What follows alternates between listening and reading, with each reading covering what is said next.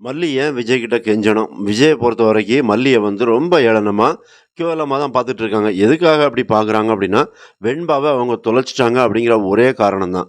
அப்ப இதில வெண்பாவ தொலைச்சுட்டாங்க அப்படிங்கிற ஒரு காரணத்துக்காக, மல்லிய இந்த அளவுக்கு மோசமா விஜய் நடத்தணும்னு அவசியமே இல்ல. ஏன்னா, இந்த இடத்துல வந்து விஜய் கிட்ட எல்லா வசதியும் இருக்கு. சரி மல்லி கிட்ட இருக்கும்போது அவங்க வந்து தொலைஞ்சு போயிட்டாங்க, கடத்திட்டு போயிட்டாங்க.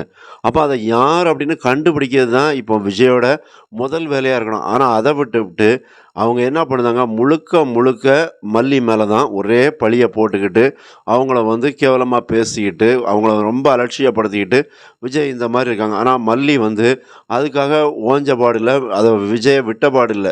என்ன நெனைக்கிறாங்க அப்டின்னா, நாம ஏதோ தப்பு பண்ணிட்டோம் அப்படிங்கிற ஒரு குற்ற உணர்ச்சியில தான் மல்லி இருந்துகிட்டு இருக்காங்க.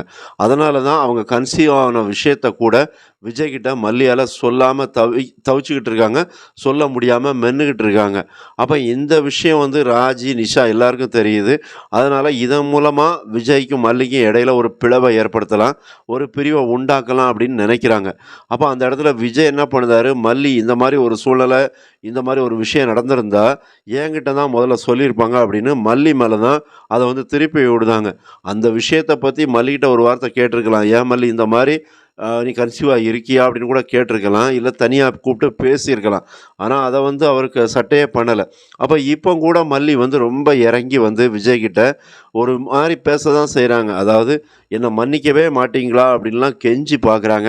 அந்த இடத்துல கூட விஜய் வந்து "என்னால உன்ன மன்னிக்க முடியாது" அப்படிங்கிற ஒரு பதில தான் திருப்பி சொல்றாரு. அப்ப இந்த அளவுக்கு மல்லி மேல ஏன் வந்து விஜய் வெறுப்ப காட்டணும்? ஏன்னா வெண்பா தொலைஞ்சது அப்படிங்கிறது 2 பேருக்கும் ஒரே கவல தான் இருக்கு. அப்ப இந்த இடத்துல வந்து விஜய் அத வந்து கொஞ்சம் கூட புரிஞ்சு பார்க்கல. அவங்க வந்து எப்படி நினைக்கிறாங்க அப்படின்னா, வெண்பா அப்படிங்கிறது நம்மளோட பொண்ணு. மல்லி வயித்துல பிறக்கல. அப்ப மல்லி வந்து அலட்சியமா தான் நடந்துக்கிறாங்க அப்படின்னு இப்ப நினைக்கிறாங்க. அத வந்து கொஞ்சம் அவங்க மல்லிய பத்தி யோசித்து பார்த்தாங்கன்னா, அவங்களுக்கு இந்த மாரி ஒரு சந்தேகமே வந்திருக்காது. ஏன்னா, வெண்பா வந்து தான் வயித்துல பிறக்கலனாலும், தான் பெத்த பிள்ளையா தான் மல்லி இதுவரைக்கும் வெண்பாவ நெனச்சிட்டு இருக்காங்க. அப்ப அந்த விஷயத்த வந்து விஜய் நெனச்சு பார்த்திருந்தாரு அப்படின்னா, கண்டிப்பா புரிஞ்சுக்குவாரு. மறக்காம சப்ஸ்கிரைப் பண்ணுங்க. நன்றி.